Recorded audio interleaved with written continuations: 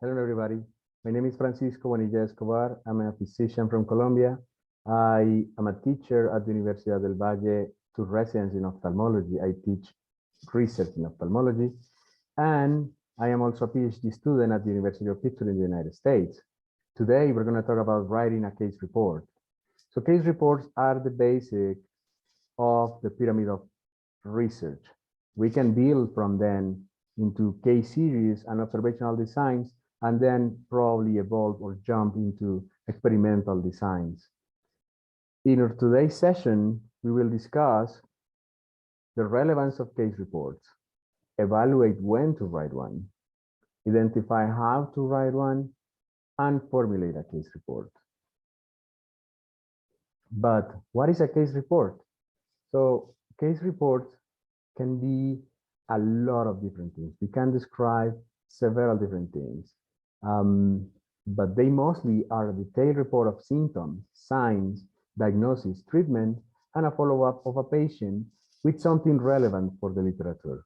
So they usually describe something unusual or novel, and they are the cornerstone of medical progress. So if we go back when HIV was discovered, we can find that there were case reports describing Kaposi's sarcoma in homosexual men as the first steps towards the discovery of this association between this sarcoma and AIDS.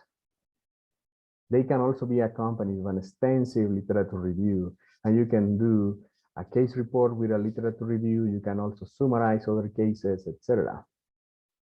And they are an opportunity for clinicians who might not have the time or resources to conduct large research. So how a publishable case report should look like?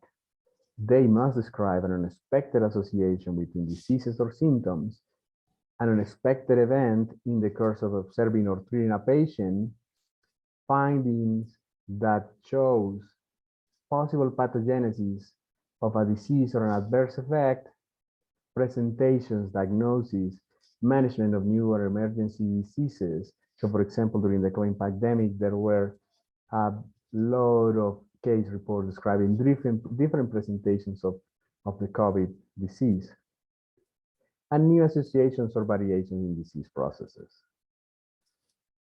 So as an in-class activity and based on your reading assignment from last weekend, you're going to be distributed in mini groups, and we want you to discuss why a case report important and what aspects can make a case report publishable. And then when we come back, we can discuss your responses. Yes, well done.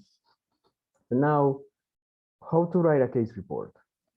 What we need to do first is to identify a case and get consent. And we need consent from the patient, from the family, or from the institution that we are working on. But a consent is kind of a mandatory item in the list of items to publish a case report. We need to collect information and describe the case history. So this information should be chronologically describing the patient or the case history, and including relevant exams that goes from physical, radiological, or labs. Conduct a literature review so you can check that you are not trying to publish an article case that is already out there. Select a journal to submit so it's according with your area of specialization. Review published cases in that journal and use them as example or as a template for you to write, and follow the instructions for authors so you don't get rejected immediately because you didn't follow instructions. In addition to following these previous steps, there is the care guidelines, and they are standardized guidelines that help you to navigate how to write a case report and have the items that are required from journals to increase transparency of your publication. So strongly recommended guidelines.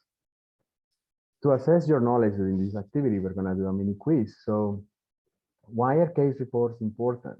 To describe a new disease, to communicate new presentations of a disease, to describe new treatment strategies, to describe complications, all of the above.